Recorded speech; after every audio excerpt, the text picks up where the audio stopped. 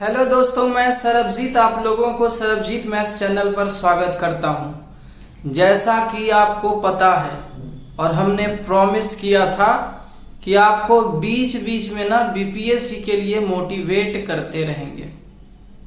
जब तक आप लोग बीपीएससी फाइनल नहीं कर जाते हैं तब तक हम मोटिवेट करेंगे, आपको नींद से जगाने का काम करेंगे हम।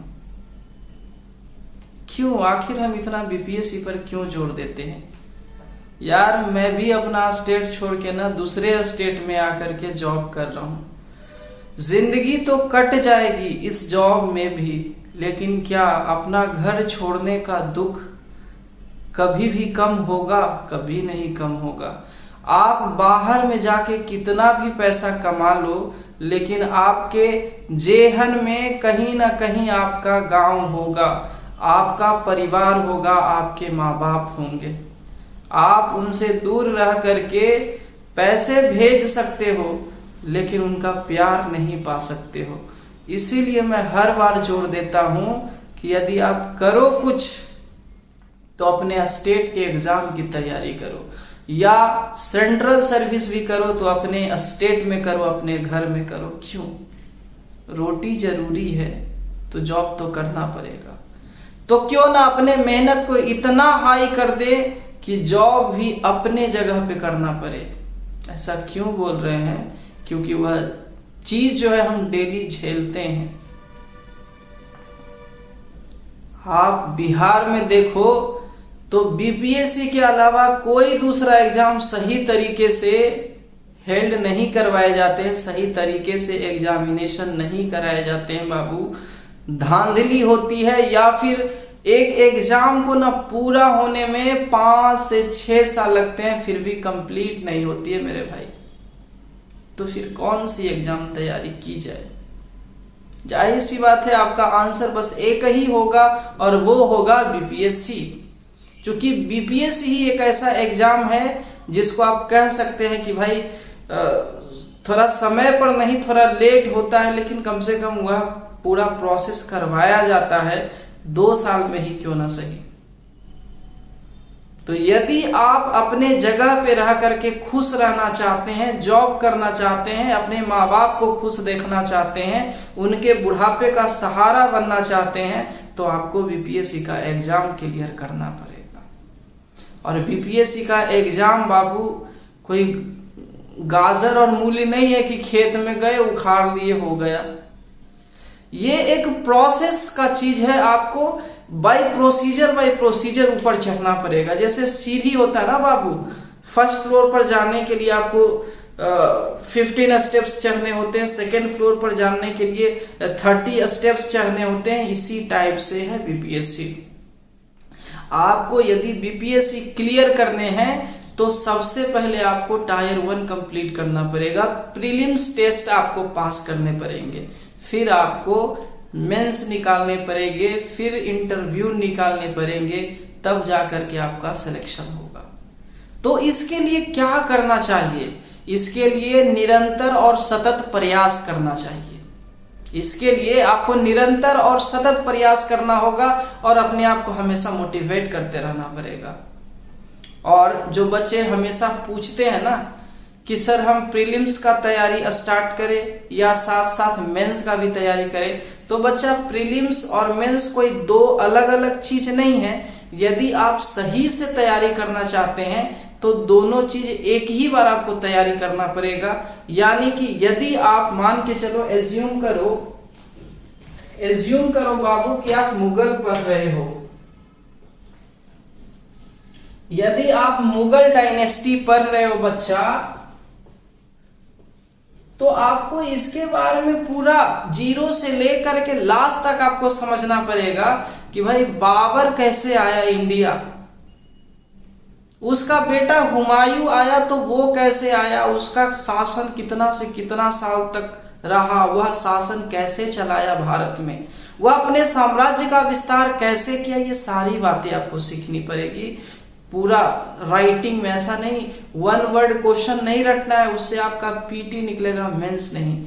आप पीटी निकाल ही के क्या करोगे? आपका फाइनल सिलेक्शन नहीं होगा। तो फिर से तो वही बातें हो गई ना बहुत सारे बच्चे होते हैं जो पीटी क्वालिफाई कर लेते हैं, मेंस उनसे नहीं होता है। बहुत सारे बच्चे मेंस क्वालिफाई कर लेते हैं, उनसे इंटरव्यू नहीं निकलती है। क्यों? क्योंकि उनके तैयारी में कहीं ना कहीं कमी रहती है। तो आपको क्या करना है कि आप जो भी चीज तैयार करो, बेस, जो बच्चे अभी जस्ट सोच रहे हैं कि हमको बीपीएससी करना, उनके लिए यह वीडियो खास करके बहुत ज़्यादा इम्पोर्टेंट होने वाला है कि बच्चा मैंने अपने ज़िंदगी में जो भी एक्सपीरियंस, जो भी अनुभव गेन किया ना, वही चीज़ मैं आपके सामने डिलीवर कर रहा हूँ बाय ऑनेस्टली।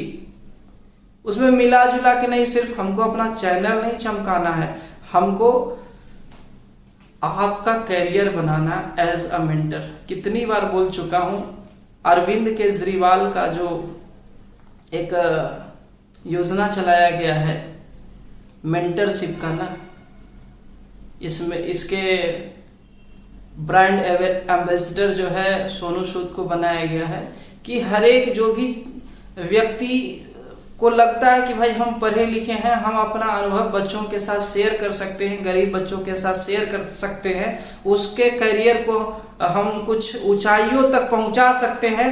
तो आप में जितना हो सके आप अपने बच्चे को, अपने से छोटे को हेल्प करिए।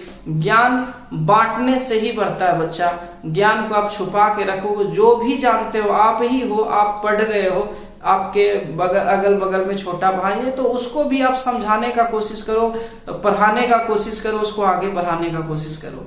क्योंकि यह देश और दुनिया तभी बढ़ेगा जब यहाँ के लोग आगे बढ़ेंगे। यदि आप अपने भारत को, इसका जो प्राचीन काल का कीर्तिमान था, उसको आप वापस लाना चाहते हो तो बाबू सबको मिल के काम करना पड़ेगा, अकेले नहीं होगा। लोग खान सर को गाली क्यों देता पता है? क्योंकि वो फीस बहुत कम में सारे बच्चे को पढ़ाते हैं। जिसको पैसा होता है उसको भी पढ़ाते हैं, जिसको पैसा नहीं होता उसको भी पढ़ाते हैं, और बहुत ईमानदारी से पढ़ाते हैं। जितना उनको नॉलेज नहीं है उससे ज़्यादा पढ़ाते हैं। ये समझना, ये होता है मेहनत। और शायद इसी वजह से उनका नाम आज विश्व में है। क्यों? यदि वह भी चाहते पैसा कमाना तो बहुत पैसा कमा लेते, क्योंकि उनका इतना ब्रांड हो गया है, इतना ब्रांड नेम है कि उनके लिए किसी के पब्लिसिटी का वो मोहताज नहीं है। वो खुद अपने नाम को इतना ऊपर पहुंचा दिए हैं कि वो कुछ भी कर सकते हैं। वो शिक्षा के क्षेत्र में ना क्रांति ला दिए हैं। तो मैं भी उनको देख करके यही सीखा हूं कि मुझे भी अपने देश के बच्चों के लिए, भारत के बच्चों के लिए कुछ ना कुछ करना है। जितना हमें नॉलेज है, जितना हमने 10-15 साल मेहनत करके सीखा है, वह हम अपने छोटे भाइयों में, बहनों में मैं शेयर करूंगा, और उससे आपको फायदा अवश्य मिलेगा।